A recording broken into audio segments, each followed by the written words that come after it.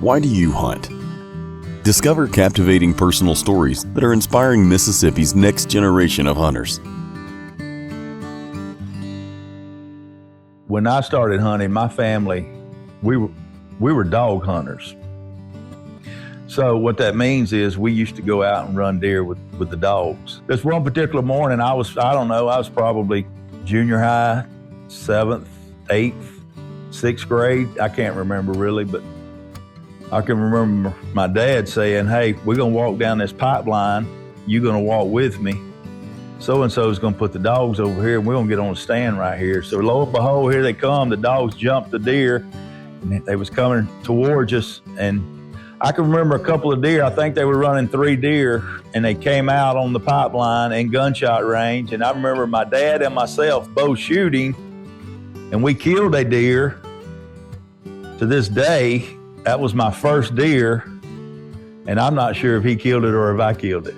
But he said I killed it. So I always remember that. And I remember that as the first, and it was exciting. So it kind of got me excited about doing that from that point on, exciting about the hunt. But it was always exciting when it was over, when you killed a nice deer, when you killed a nice buck, to gather around and share the experience and talk about how it happened with the other guys that were there.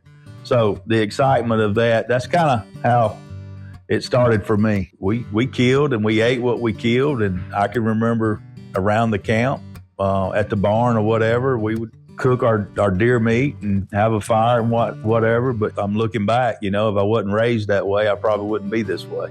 As I grew older, it became more than just the hunt. As you're younger, it's all about the kill.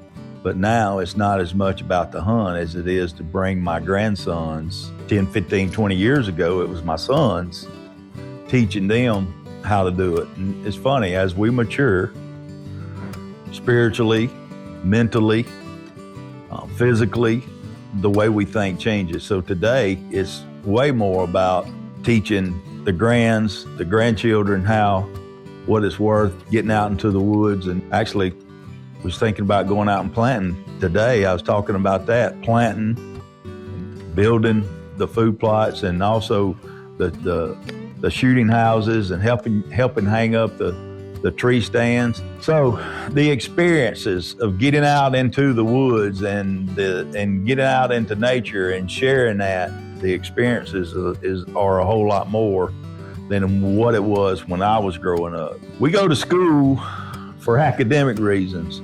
Well, I think out in the woods, there's also some learning and some lessons to be taught for our young people as well, out in the woods and out in nature. So it's way more about sharing those experiences for me now than it is about killing. As a matter of fact, I'd rather for my boys or my grandsons to kill. I don't have to kill anymore. I don't have to shoot anything for me to have fun anymore. It's way more about the experiences and teaching our young people how to enjoy and how to conserve and how to pass something on, leave something for the next generation. Second thing, companionship. I've always had a hunting buddy that I hunt with, and it helps your experience much more. Your success rate. Sometimes I would kill and they wouldn't, or sometimes when we went hunting, he would kill and I wouldn't. But find you a friend or a buddy or somebody that you're comfortable being around. Could be a family member, don't have to be, could be your spouse.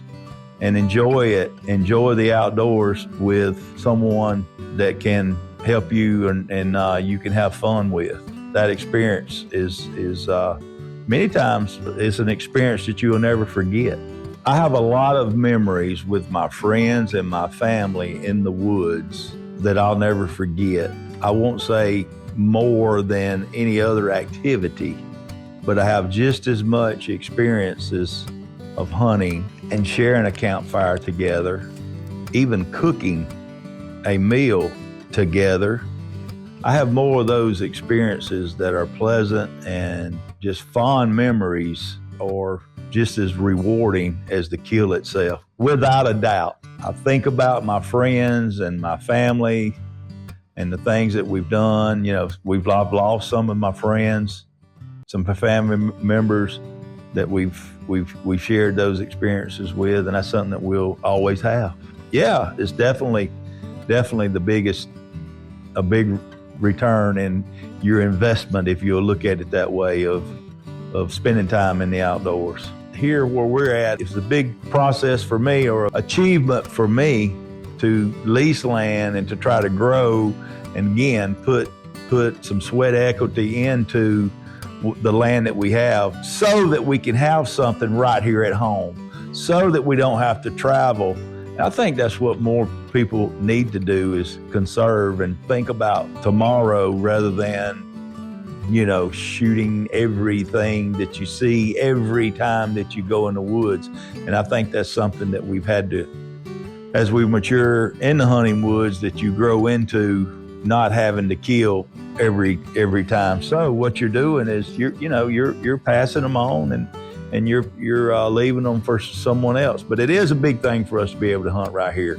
Obviously, I wouldn't be leasing this land, paying as much as we pay, so that we can hunt right here at our house and trying to preserve something for our grandchildren. So it is a big deal, and that's a goal. That's always been a goal. I wanted them to have the fun that I have and experience the euphoria or the happiness that you get, the rush that you get from the kill. And that's fun. That's a lot of fun. That's what we go after. So I think my why do I hunt and why do I do these things? I think your why does change as you evolve into a sportsman, if you will. You evolve into someone who is more concerned and more concerned than before about preserving, passing something down, leaving something. I've always used the motto, we want to leave it better than what we found it. So my why has changed. My why used to be, why do I go hunting? To kill a big buck or to put meat on the table. It's changed now. Why do I hunt? And it's more for the experience with my boys, with my family, with my friends. And I think as you mature mentally and as you mature as a hunter, I think the experience and you enjoy it way more than you used to, and you don't always have to kill. I thank the Lord for having the woods, and I thank the Lord actually for living where I live. People like, man, you live out in the country. Yeah, I sure couldn't live where my houses are this far apart from one another, but this has always been a way of life for us and for my family. My why is to pass it on so they can have some of the experiences that I've had in my lifetime, so that they can enjoy that too.